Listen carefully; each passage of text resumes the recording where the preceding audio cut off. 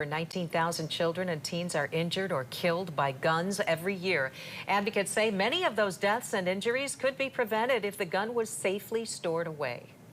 Getting that message out is the focus of an effort at Helen DeVos Children's Hospital on this National Gun Violence Awareness Day. News 8's Joe LaFurgey has our story. Walk into any Corewell Health hospital or medical facility this weekend, and chances are you'll see staff wearing these orange shirts. It's all about gun safety.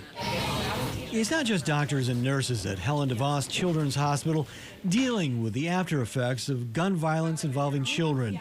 Christina Triggs is an environmental service technician at DeVos. It definitely is impacting me a lot. But Triggs is doing her part to reduce the problem by picking up a few of the 900 gun locks made available at no charge thanks to a $15,000 grant from the American Academy of Pediatrics to DeVos Children's. I know a few people that have these, and I think that they will benefit from them. Grand Rapids is far from immune from incidents involving guns and young children.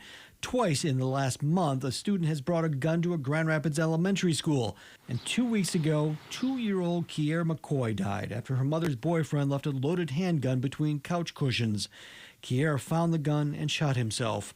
Each case could have been prevented had the adult gun owner put it where the child couldn't get to it. Local cases reflect a national trend. Over the last probably 1.5 to 2 years, the numbers have just about doubled, if not more. The group Everytown for Gun Safety reports over 19,000 children and teens are killed or injured by firearms every year. Information from a 2021 National Firearm Survey shows 1 out of every 3 households with children under the age of 18 have a firearm.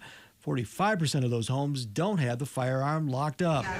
That's why you'll see a lot of orange at Helen DeVos and other Corewell Health facilities this weekend, from T-shirts to wristbands. Because orange is the color of keeping hunters safe and protecting them, so it's very intentional. The idea, seeing orange spurs a gun safety discussion. We don't want it to be a political issue. We want to focus on that safety piece, whether it's a child or an adult.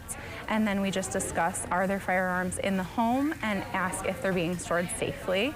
It's all about providing them a safe storage option. Of course, you can't control what goes on in someone else's home, so the talk extends to teaching kids to respect guns. If kids are aware and they're not curious, it's going to prevent them from maybe playing with that gun.